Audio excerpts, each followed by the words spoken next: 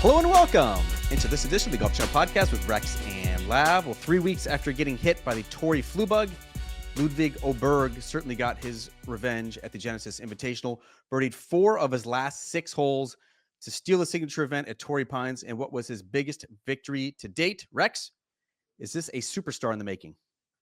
Well, I think he was already a superstar. I think both of us can agree with that. Let's just go back not that far to the Ryder Cup in Rome, and he clearly emerged One as a PG Tour win. That seems like a bridge too far for superstar talk. Well, no, and the reason I'm glad you started there, because the idea being that I think you can connect the dots now from winning early in his career on the European Tour, winning the RSM Classic, performing the way he did in Rome at that Ryder Cup, which we can all say, yes, that was superstar status. That's the stuff that makes a superstar. From there, there's a direct line going in the wrong direction. And it's everything because of that knee injury that he finally had to get fixed at the end of last year. It was a torn meniscus. And when he returned, there was the player that we remembered. I remember being at Sea Island last year when he came back essentially in his first start since the surgery. He was light. He was confident. He was at ease with his surroundings. It seemed like nothing made him speed up. That's the guy we saw today. And I think this is the player that you can expect. You can look at last year's knee injury. You can look at whatever the San Diego flu bug is. And I don't want to talk about that anymore, because I can say right now that he got way too graphic on that front. There's certain things that you can leave to the imagination, superstar Ludvig, and there's certain things that you probably just need to tell us. Those are things you could have left to the imagination. Just, it was not pleasant is probably the way you can end that. I don't need to hear the gory details, but when you go through what happened to him last time he was here at Torrey Pines, and he decided he was going to grind it out. He was not going to stop. He was going to keep going. He could not do that the next week at Pebble Beach. He was forced to withdraw, and that was probably for the best. He said he didn't even start feeling right last week when he finally went home to recover until Thursday. So this was almost a 2.5 week. A 2-week illness.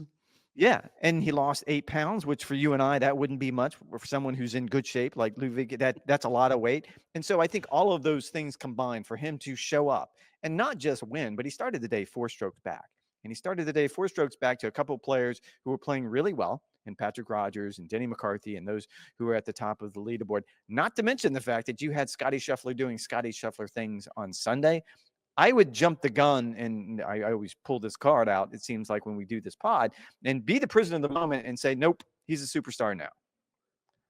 I mean, it does seem like we've been waiting for this, which is ludicrous to say about a guy who's making his 40th career start on the PGA Tour. I like what you did there. Very good. Thank you very much. But like, the guy wins on the European Tour to become essentially a lock to be a captain's pick for the Ryder Cup. He wins the season finale in 2023 at your 5th major, the RSM Classic, with a 61-61 weekend.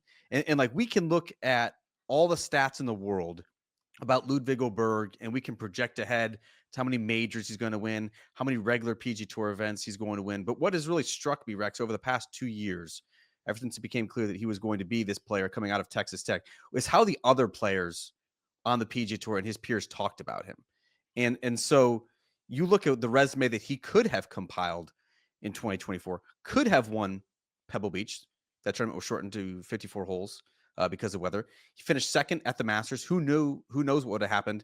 He not rinsed that approach shot on 11, made double bogey. Otherwise, had a pretty solid final round of 69 at Augusta National. He kicked it away at the U.S. Open with some sloppy short game play, which was sort of his weakness. He didn't win the Scottish Open, bothered by the knee injury. He didn't win the BMW Championship, bothered by the knee injury. He gets sick, as you mentioned, after the opening 63 at the Farmers. Like, we could be talking about a grossly different resume than what Ludvig Åberg came into the Genesis Invitational with. And instead, I think this was sort of the exclamation point on what we have all wanted to see out of him. You know, he's one of the best drivers of the golf ball on the planet, and he proved it with the way that he closed this thing out on Sunday at Torrey Pines, particularly on the 18th hole, ripping at 325 dead down the center stripe, a player who led the field from tee to green, and he had his best putting round of the tournament on Sunday.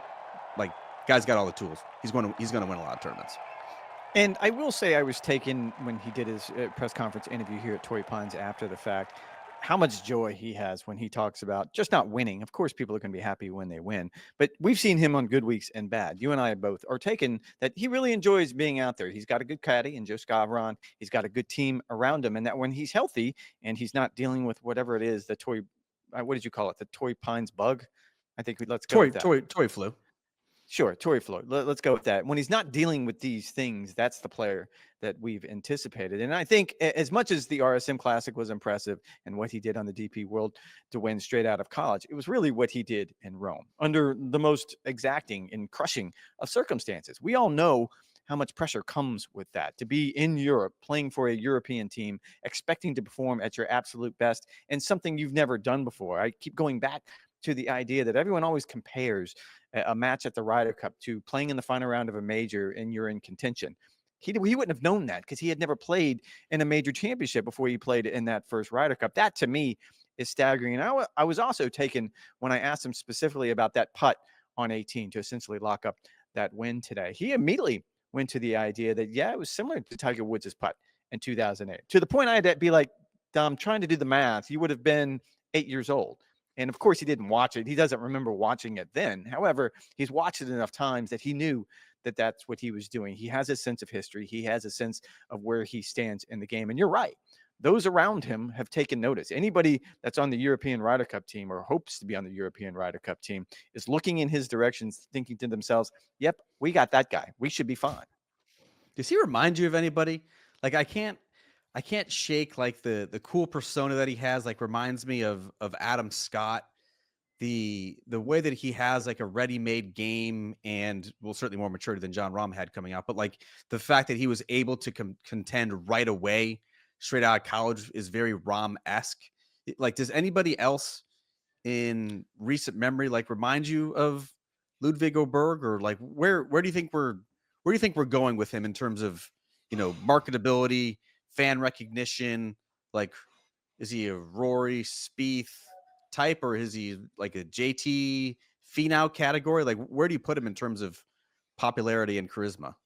I love the Adam Scott comp, and like, look, that's going back a minute. That's going back quite a minute, to be honest with you. But if you look at his swing, and if you sit and watch it on the range, you're thinking, "Yep, that's a perfect swing." And you still say that pretty much to this day about Adam Scott, despite the up and downs of his career, which gives you a lot of hope when you think that we're going to be watching Ludwig do this for the next 20 plus years. It's kind of cool when you think of what he could have accomplished in the game. You just kind of retrace the steps over the first 2 years of his professional career and what could have been. I think the path that he's on is still phenomenal. And maybe what he went through last year with the knee and everything else, it's probably only going to make him a stronger person. When it comes to personality wise, I would put him more in the category of a Rory or Jordan Spieth. We saw it. You and I both were at that TGL event when he showed up, and he brought a level of personality, a level of charisma, a level of entertainment that a lot of those players that we're seeing now are struggling with. It comes to him naturally. We've talked about this, about you don't want anybody to be anybody they're not when it comes to TGL, but try to be something a little bit more. No one said that about Ludwig, because he went out and he entertained. Not only did he play really well in that first match, but I think he was magnetic. He's a handsome fella. You and I both can agree with that. And he played well, and he has personality. That's got star making written all over it. I mean, 25 years old, 2 PGA Tour wins. He has even now the requisite experience in the major championships and big events. The ceiling is absolutely monumental for a player like Ludvig Åberg. Had we recorded the podcast, Rex, like midway through the back nine, we probably would have been preparing a lot of Mav McNealy notes, or maybe even Scottie Scheffler notes. What else stood out to you about the way that the final round at Torrey Pines unfolded? I mean, the way Mav got off to such a fast start, and he was playing well. He played really well on Saturday. I talked to him on Saturday following his round. Keep in mind, he teed off in the last group on Thursday, which was the worst of the weather. He played 9 holes in just a driving sideways rain. So just the fact that he was able to be there towards the end is pretty impressive. And he did tell a story after his round today that he actually got a text message last night from Scott Stallings, the former Tour pro who won here many years ago. And the message was simple, like, don't be afraid to get off to a fast start. And it sounds simple. And okay, yeah, I'd like to make birdies early to try to make up ground. But when you actually do it, that's when it's impressive. I was actually a little surprised, and we can break down him deciding to go with driver on 17. But when I heard him sort of explain his thought process, and I don't think either one of us are going to question the thought process when it comes to the Stanford grad. However, when he actually explained it, I thought, okay, he'd made birdie from the right rough where it's matted down where the fans are the day before. So he was kind of aiming in that direction. And I know I kind of rolled my eyes when Rory suggested that the other day. But if you know what's over there, if it's in his mind a quantifiable element, then yes, go for it. And it ricocheted off one of those posts that holds up the ropes, which is tiny, and went into an impossible spot. And that's probably pretty much when he ended up losing the tournament. But just to put himself into this position, just on a whim, I went back and I think it was his last 7 starts on the PGA Tour. And they include his first win on the PGA Tour last year at the RSM Classic, as well as I think 4 other top 10 finishes. He is on a trajectory. I wasn't surprised when he put himself into contention today, and I won't be surprised if he continues to do that.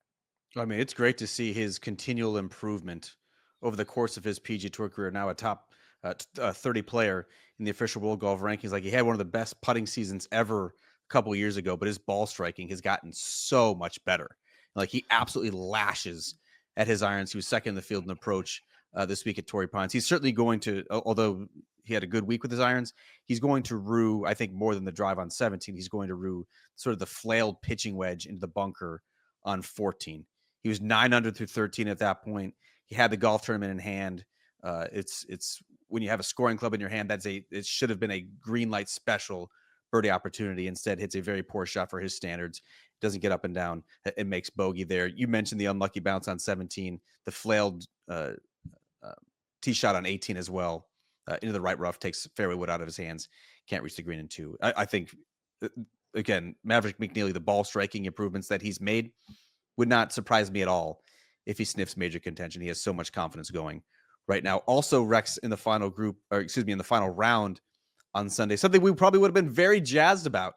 We were doing the preview podcast on Wednesday, was Rory McIlroy and Scottie Scheffler played together. It was amazing. Unfortunately, they were coming off very disappointing rounds for them on Saturday. Only one of them got in the hunt. That was Scottie Scheffler on Sunday. What was your biggest takeaway from 2 of the biggest stars in the game taking it up together at Torrey Pines? You texted me. You must have been busy on Saturday, so you weren't paying attention to the broadcast, and you asked very breathless text what the hell message. happened? What happened? I wasn't going to say that, but yes, that's pretty much what you said. And it was a very simple return tweet. Rory McIlroy did not putt very well at all. As a matter of fact, I think he gave up almost more than 2 strokes to the field. And Scottie was doing what Scottie did the first 2 rounds when he got away with poor driving. And yet on Saturday, he just didn't get away with it. That's essentially what happened. Now, when you see the turnaround, at least for Scottie on Sunday, it was much more, at least statistically, what we've come to expect from him. But, and I did a column on this on Friday, the fact he was even in contention, doing things that Scottie Scheffler normally does not do. And I was impressed that he had his own self-awareness of telling me on Thursday that, you know what, like last year, if I was struggling, it was pretty obvious why I was struggling. I wasn't putting well because clearly everyone looks at my ball striking statistically.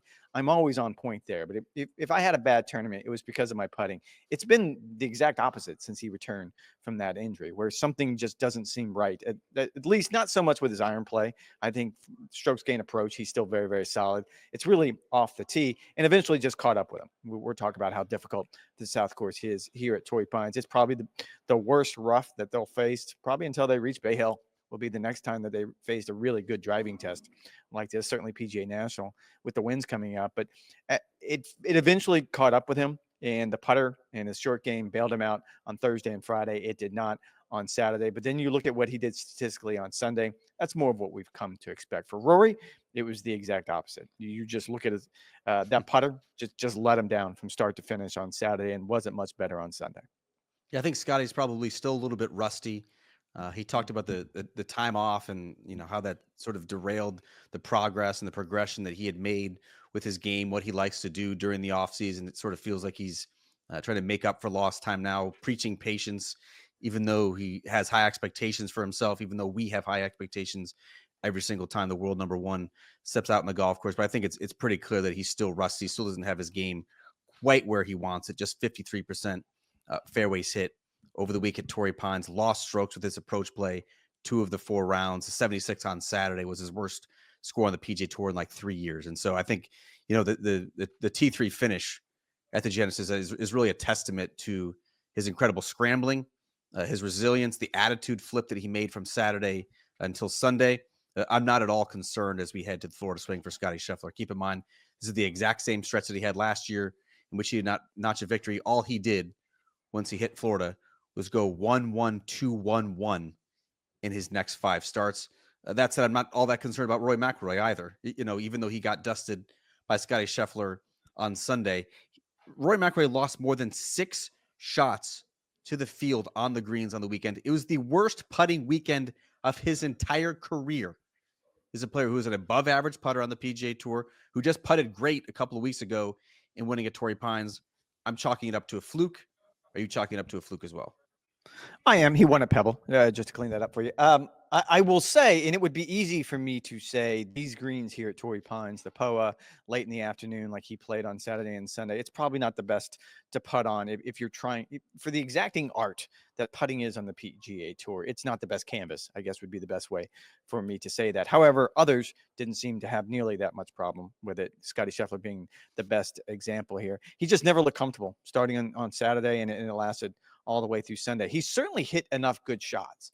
And I love the way he drove the ball at least halfway through the final round. He was first in the field in strokes gained off the tee. And I remember I did a radio interview on Saturday morning, and they asked, who do you have more confidence in, Scottie or Rory? And I leaned towards Rory only because he had just done it at Pebble Beach, which, okay, the rough's not quite as high at Pebble Beach, but it's a very similar driving test, and the greens obviously are a POA, so it's a very similar on that front. I did not see that coming, but I'm with you.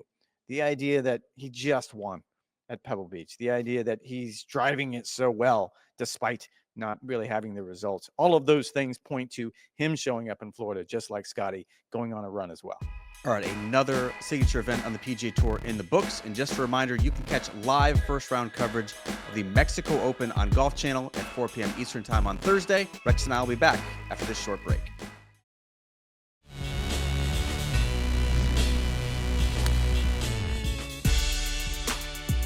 All right, we're pleased to welcome into the show Johnson Wagner, who was part of our Golf Central coverage all week for the Genesis Invitational. Johnson, appreciate you joining us. After watching Ludvig Åberg all week at Torrey Pines, you take an over-under 18.5 majors for the big guy.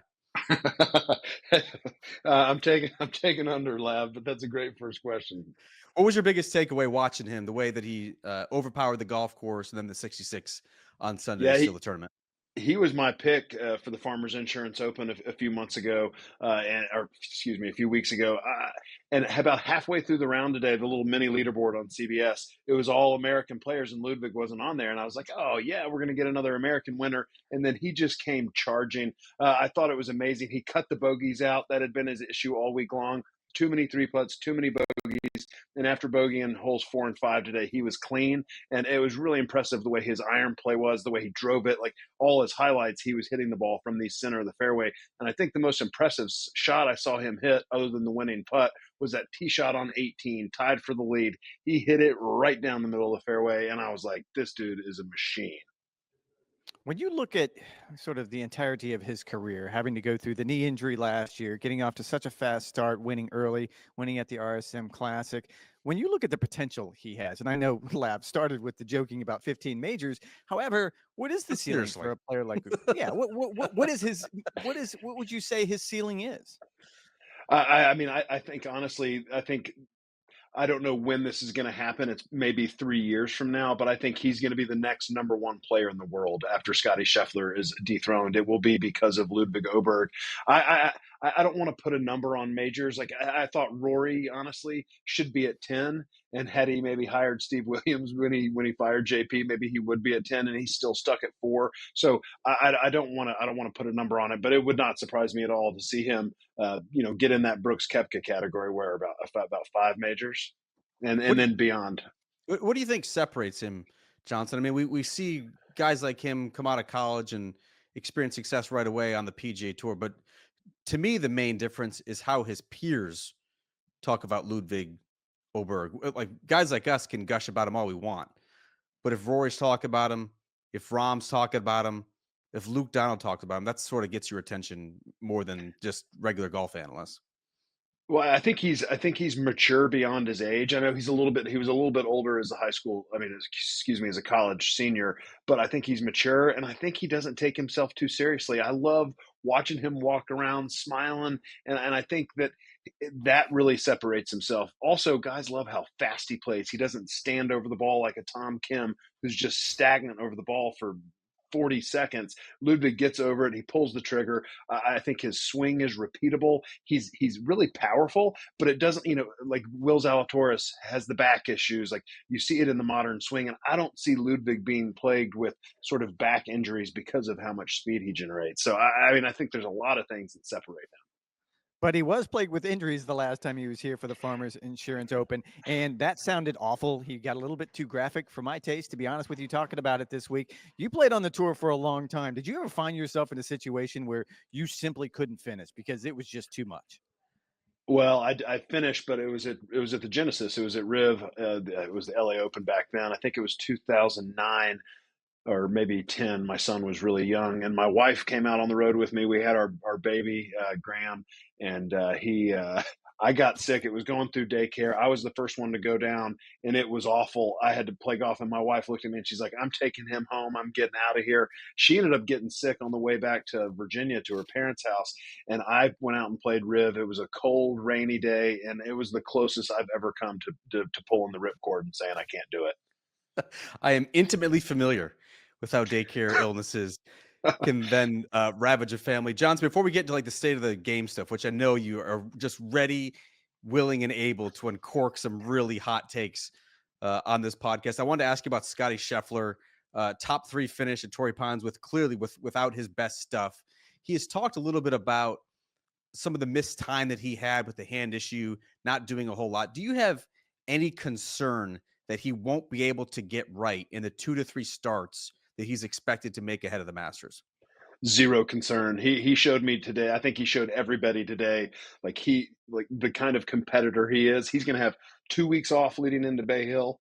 He's going to go home. He may take tomorrow off, but then he's going to get to work. He's going to grind. He's going to work and fix the things like the pull with the driver that was so prevalent the first couple of days. Even the pulls with the irons on 11 and 16 that kind of erased his chances. But that shot he hit into 18 was ridiculous. I'm picking him to win Bay Hill. I think he's going to have a good chance to defend the Players for the second consecutive time. And I'm as bullish on Scottie as I possibly could be. And leading into Pebble, I was worried. What we were going to see, but he's shown me enough in these 3 weeks that he's going to be just fine leading into the Players, the majors, and all that stuff. Okay, before Lab pushes you into the abyss, that is the politics of the PGA Tour. I did want to ask real quick about another player who has gone through injury that you might have a little bit more concerned on. I talked to Jordan Spieth after he missed the cut this week. What's your level of a concern there?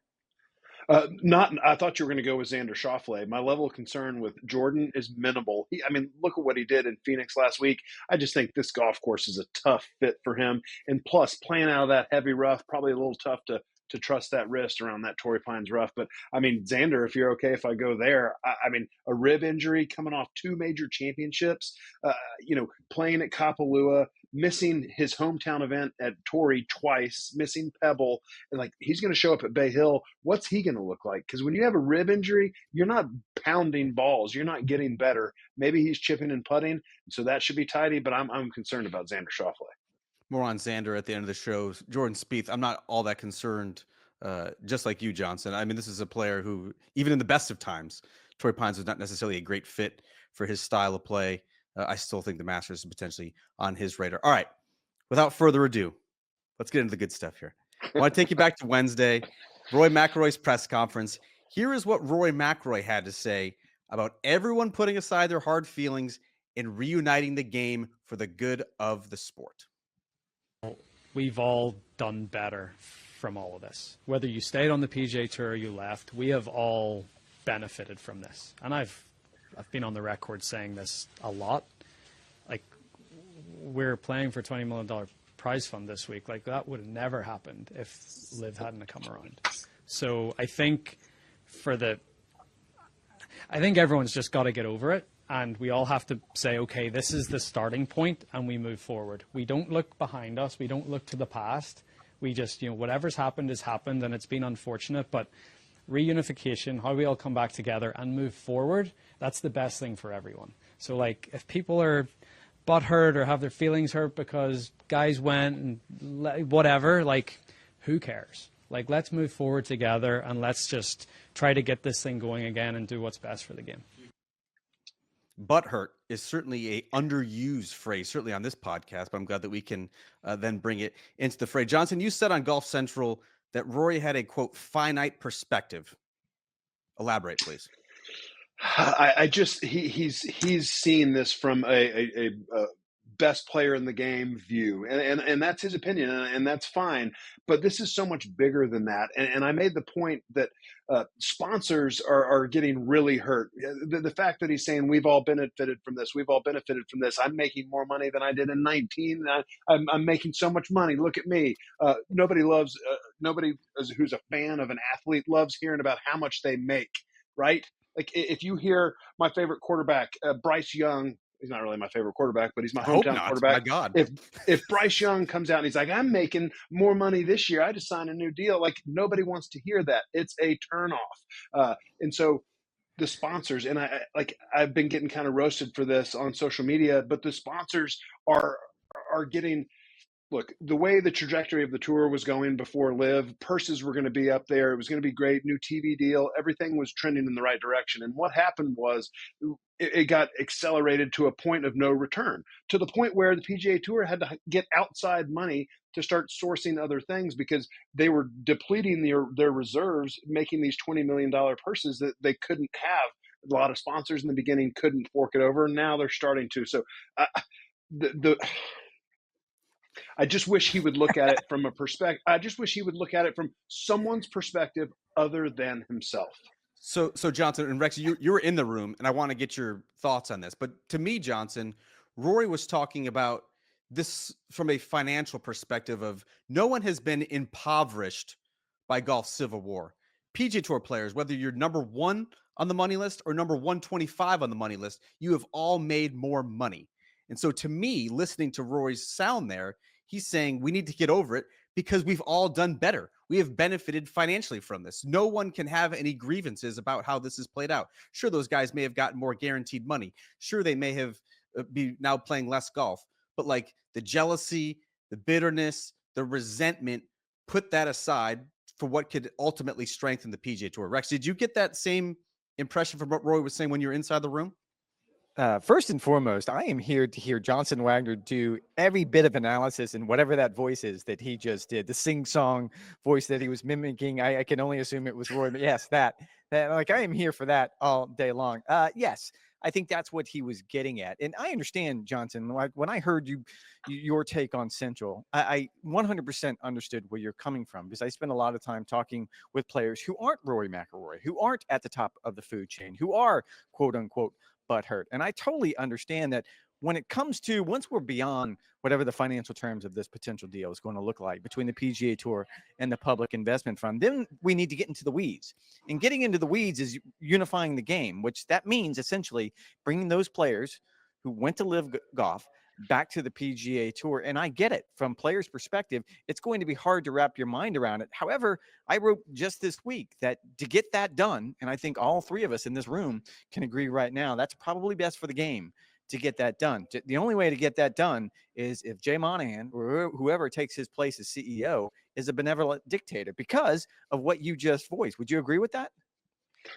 I would agree with that. And I know the perspective Rory's, I don't mean to say perspective again. I know what Rory's saying, and I agree that it would be good for the game, but it's not that simple. And to use the words get over it or butthurt by the whole situation, I think is a little bit insensitive to what's going on. I mean, 2 years ago, all these guys were banned for life from the PGA Tour, and now we're just supposed to welcome them back, open arms, hat in hand, like, hey, buddy, it's good to see you.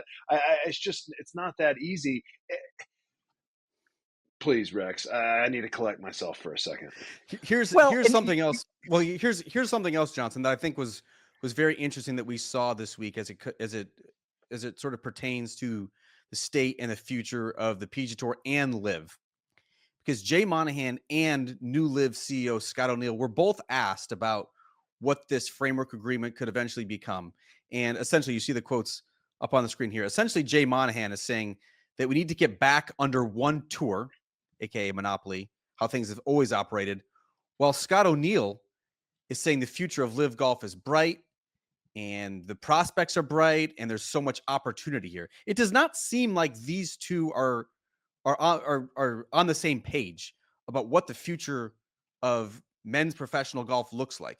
PGA Tour side says yes, all the best players playing together more often. Live side says yes, we may strike this deal and we may have a financial tie to the PGA Tour, but live golf is going to be continuing for decades to come. Where's the disconnect here? Because it seems like these are two wildly different concepts for what the short-term future of the PGA Tour and live are going to look like. Well, I think a lot of it has to do with who are you welcoming back? Do these guys even want to come back? Is it only players that have, exemptions on the PGA Tour still, which are very few? Like I think about a guy like Harold Varner or Cameron Tringali. If they're coming back to the PGA Tour, they're going to have to go earn it through Q School or the Korn Ferry or sponsor exemptions or some other way. And is Liv going to stay playing for these guys that don't make their, like, not that they're making money anyway, the tour itself, but like, is Liv's not going to exist if they don't have Bryson, if they don't have Rahm, and if they don't have Cam Smith, Brooks Koepka? Like those are the guys we're talking about, right? No, and that leads me exactly where I wanted to go with you specifically, because you speak from a very unique perspective from a player, someone who was on the tour and someone who won on the PGA Tour. The idea that all of them are going to be welcome back, I have come to discover like that's just not realistic. That this will be a la carte. That you look at the players that they probably need back. We're talking about 10 or 15 players max. You're talking about Bryson and Brooks and John Rahm. I don't think they go completely 48 players deep or whatever the case may be. However, I will turn this a little bit, and I'm not even trying to make this personal or trying to trigger you again, I promise. But I did this story last year with Hudson Swafford about the idea that he does want to come back, and he is no longer on Live Golf. He got relegated off the tour. As someone who has been in that position, would you be in favor of him just being able to show up at Q School at the end of this season and try to play his way back? Or should there be a pound of flesh? Should there be some sort of suspension or fine? And when Rory's talking about the pound of flesh, I think that's what he's talking about. Get over it. You need to get over it. We're beyond a pound of flesh. If Hudson Swafford, he's a past champion on the PGA Tour, I would have no problem with him playing off that status, going to Q School, going back to Korn Ferry. Absolutely not.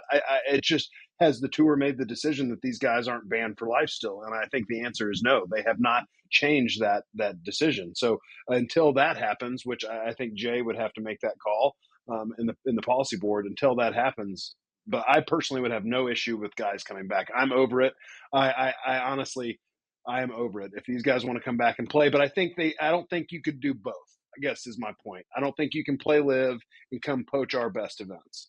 Johnson Wagner, not butthurt. That should be the new lower third. I want to get out of here on this because I know you've spent time, Johnson, sort of whiteboarding what the future of golf should look like. Like for you, what's the ideal PGA Tour schedule? How, if at all, do you incorporate live? Are the majors in the exact same spot? Like, what is your ideal landscape for major professional golf? So I'm not trying to contradict myself. When I got mad at Rory the other day, it was the player coming out in me. It's just like, I'm sick of the little man journeyman being put down. And so when I give you this, it's going to sound a lot like Rory, because as from a media guy now, this makes the most sense. You need they've already made it so it's 100 players. It's a 100 player tour. And I think including the majors, it should be a 25-week schedule. Okay, you can call it the FedEx Cup Tour. You can call it whatever you want. Poach all the best events. And then I think the Korn Ferry Tour and the smaller PGA Tour events need to merge together. Relieve some stress from these sponsors that are having to pay for $10 million purses. That secondary tour can have $5 million purses, $4 million purses, whatever they can get, where guys can go out and make a good living that aren't on this greater tour. And that way it gives – all other sports have something different than golf has. They have a long off season that gives the fans time to miss it. Golf does, we don't have that. We miss the majors, sure, but you can't miss PGA Tour golf because it is constant. It's year round. You basically have the month of December off, and there's still the silly season events then. So I would like to see a 25-week schedule, including the majors. So let's call it 20, the players and the majors, and that's your. You don't have to mandate guys to play every week, but it's 100. It's They those probably 100 will. guys that, Yeah. if they're going to have that, they should. But it's going to be those 100 guys, and have maybe 30 fall off every year and 30 come up from either the merged Korn Ferry PGA Tour and DP. Have like a merging system to where you can get up. It's got to have turnover, but that's what I see. I talked to Adam Scott earlier this week, and he was in the meeting with the President of the United States, as well as Jay Monahan, the commissioner of the PGA Tour. And Adam looked exhausted. And we sort of talked a little bit about the idea of what it's like being on the policy board at this moment in time. You served as a player director on the policy board. How relieved are you that you're not on that board right now? And what can you imagine is like in that room? Well, when I served, my last year was the COVID year. And so it was calls all the time. It was meetings all the time. What are we going to do? It was 3 or 4 times a week. We were jumping on 2-3 hour long calls. I am incredibly thankful that I'm not on it now, because those guys Rory bailed off the board, and that was a wise decision. My agent once told me, he's like, don't go on the pack, don't go on the policy board until you're ready to stop playing golf, because it truly is that way, and it's more magnified now than it ever has been. I mean, Patrick Cantlay's playing good golf, but he hasn't won since he got on that board. He hasn't won since 2022. There's a lot that goes into it. Where's the ambition? Be the change you want. You could go down in the history books of altering the PGA Tour. Mav McNealy is stumping for PAC chairman. That's a player I want to get behind. Mav McNealy, PAC chairman for 2025 and beyond. Johnson, thank you so much for joining us, folks. Johnson's DMs are open. If you want to send him more hate mail, which you've been doing all week, find him on X, find him on Instagram. Buddy, we appreciate you coming on. Hope to see you soon. Thank you, guys. See you at the Players, I hope. All right, just a reminder, folks, that we do this podcast twice a week, only once on linear television. Rex and I will be back on Wednesday, wherever it is you get your podcast, for a preview of the Mexico Open and any other news and notes from the world of golf. All right, we'll be right back to this short break.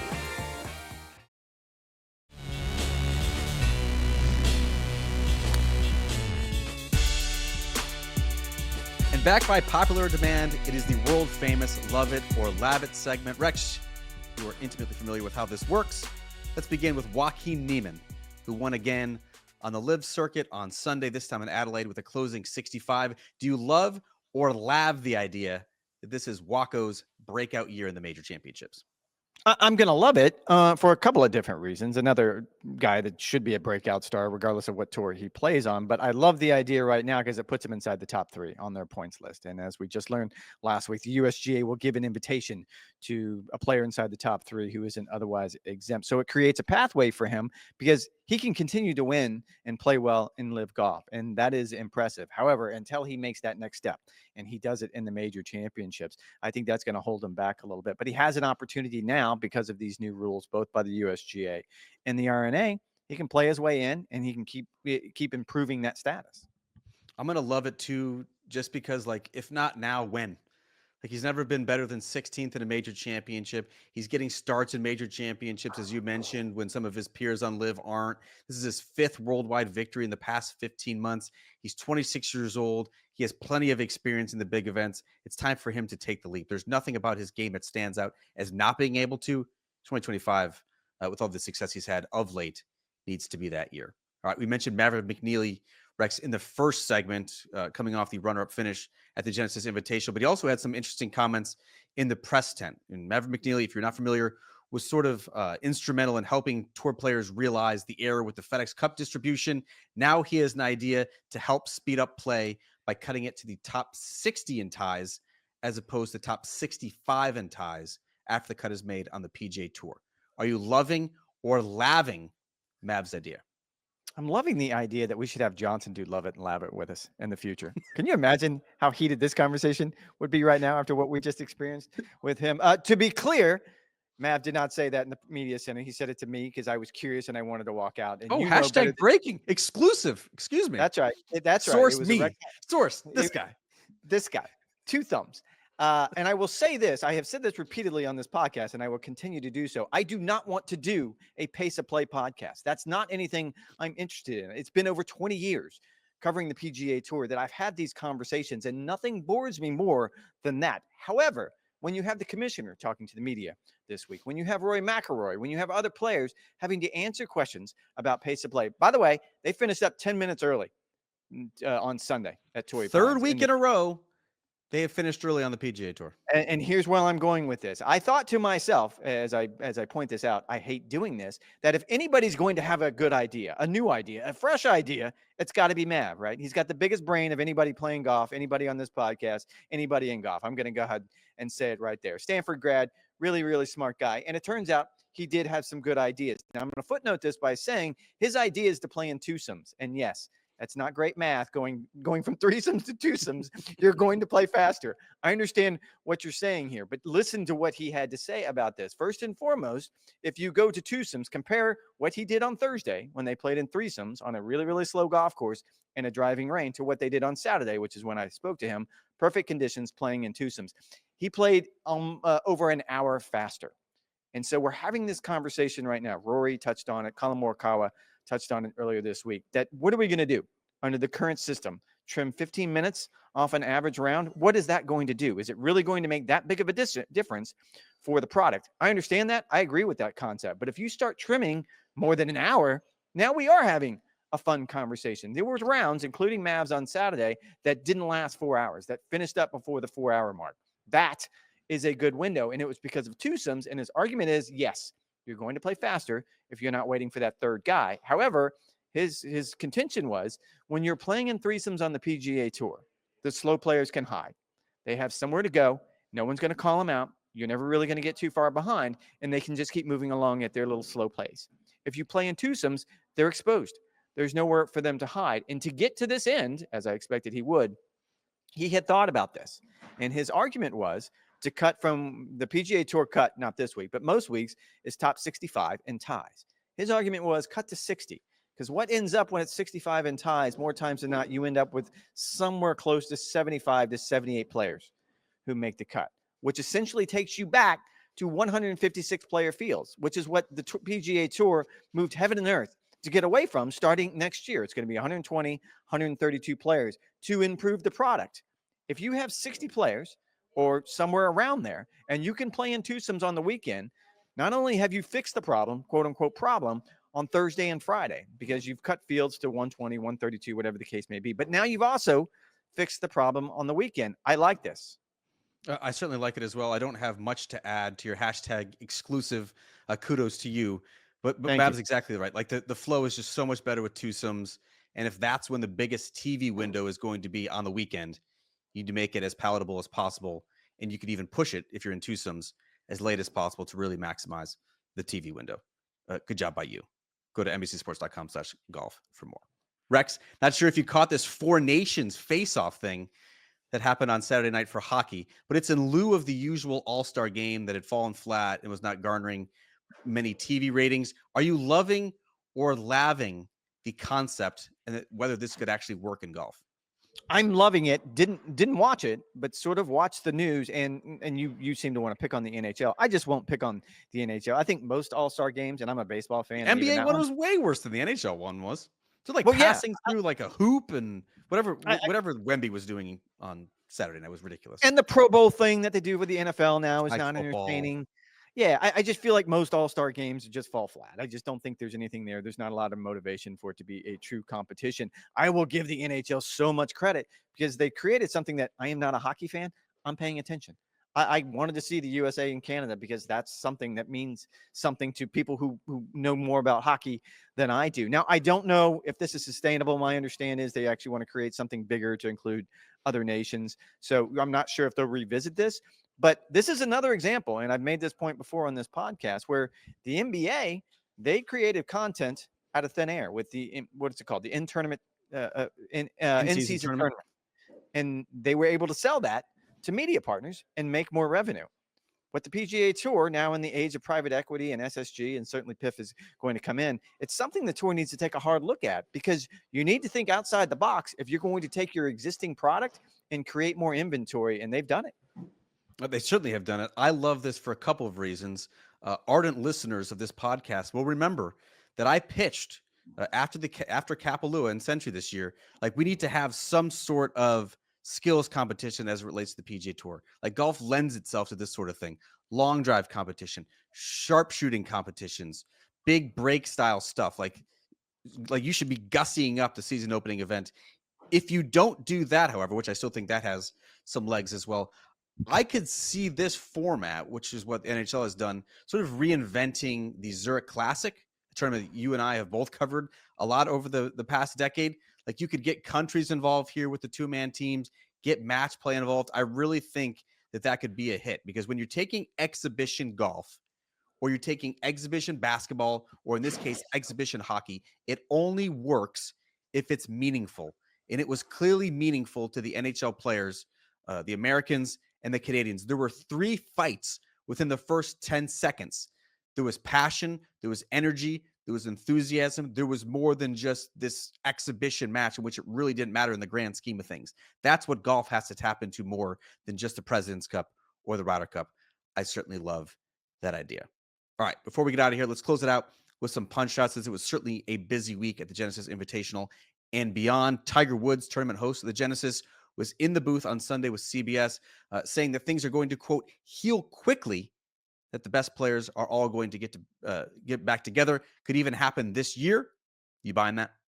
I am buying it because he's the loudest voice, best voice, the voice everyone's going to listen to in that room. And I'm talking about the policy board for the PGA Tour Enterprises. He was not able to attend the meeting last week with the President of the United States. The Commissioner, Jay Monahan, was there. Adam Scott, who's also on the board, was there. Tiger was supposed to be there, but of course, with what happened with his mom, he had to go back to South Florida. But yes, I think when he talks, people listen. And I think he's come in, by all accounts, it's taking him a moment to get here, just like it took our colleague Johnson Wagner a moment to get here. But I think everyone's getting in line with essentially what Rory said this week, that the game is only going to get better if everyone is back together, if you reunite the game, because right now this is not sustainable. And I think Tiger Woods understands that probably better than anyone. And I would also argue that if anybody has the sway to tell those players who stop being butthurt, which clearly didn't land well when Rory said it, but if Tiger said it, I think players will listen. Yeah, I think there's a marked shift too from Tiger, what we've seen and heard from him over the past year. Rory said in his earlier media comments, 2026 was realistic. Tiger saying it could happen this year.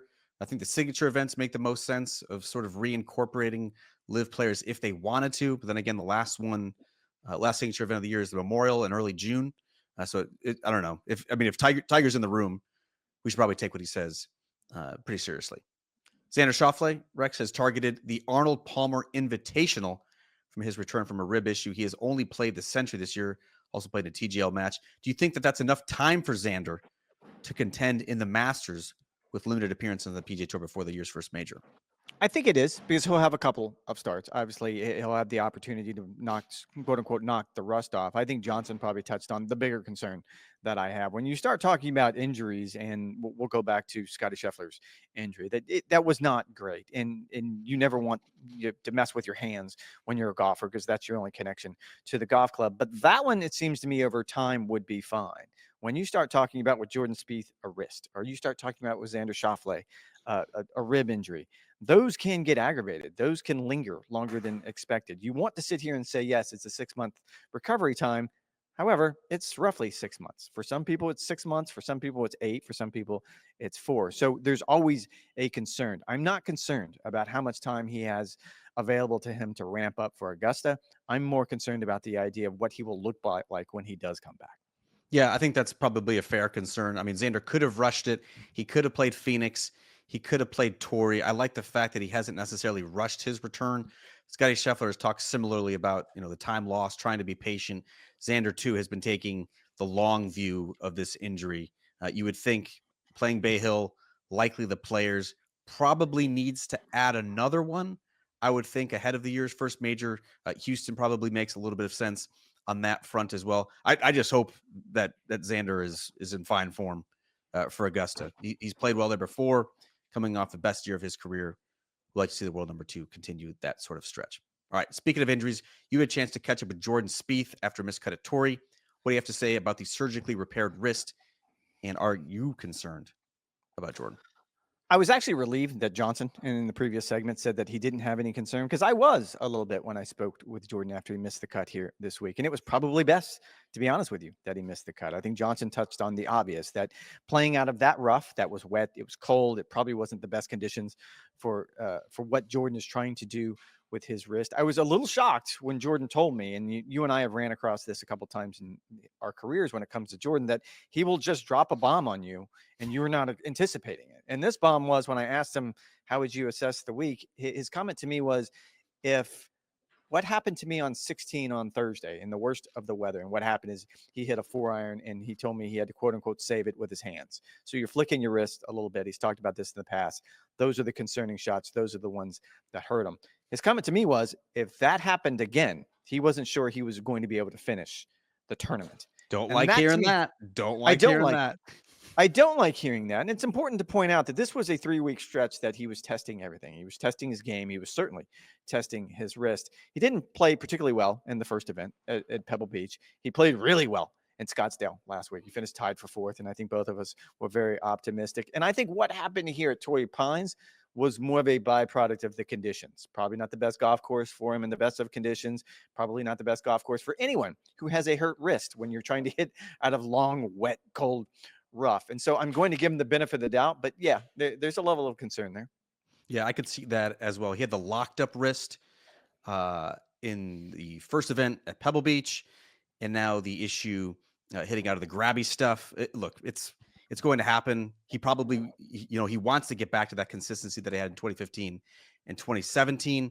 I think that's probably a little bit of an unrealistic expectation. If Jordan Spieth can pop up, a handful of times this year, if he can get himself into major contention once again, even at the Masters in a couple of months' time, I still think that he would deem that a successful season. This was a very serious issue. We talked to Aaron Oberholzer a couple of weeks ago, who had similar issues with his hand and his wrist. Like, this could be a career ender if you force a return, if you're trying to make things happen and you can't.